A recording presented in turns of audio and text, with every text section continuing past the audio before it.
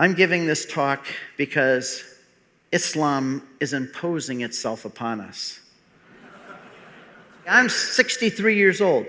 I never even knew about Islam until just recently. I never saw a Muslim. The first time I saw a Muslim is when my wife and I went to Israel for the first time in 1995. When I grew up outside of Detroit, Michigan, I never saw a Muslim. I never heard about Islam. And now when I go to the grocery store, 1 out of 3 people is a Muslim. How many babies are Americans having, even Catholics? 2? How many babies are Muslims having? I know families that have 25. I started reading, I've almost done reading through the Quran. I have to say it's one of the most tedious things I've ever had to read, but I'm working my way through it. Jimmy Akin one time, I hope he doesn't mind I quote him saying this, but Jimmy Akin one time said, he's a Catholic Answers apologist, said the only good Muslim is a bad Muslim.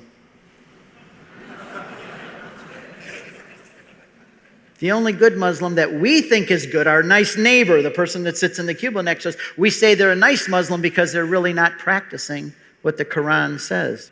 They don't do it when they're sitting next to you in the cubicle, but I think that when areas get to be predominantly Muslim, this becomes much more of a possibility. They come in quietly, they don't assimilate. If you think they do, go look at Germany, go look at Netherlands, go look at Sweden where they brought so many in. And even in Minnesota, they brought a bunch of Sudanese in and now they regret it. I'm not talking that we should not like Muslims. There's a difference between Muslims and Islam. Why are we always taught that they are like us? They can lie to your face and walk away because this is what Allah says to do. You can do this with an unbeliever. They can walk away and stab you in the back because that's the way Allah is. And they have the audacity to call their religion equal among the monotheistic religions. This is my friend who's a kind of a Bible scholar. And anyway, what does the Muslim man get promised with heaven? What is the primary goal to get there? 72 dark-eyed virgins. I always wonder, what do the women get when they get to heaven in Muslim Islam?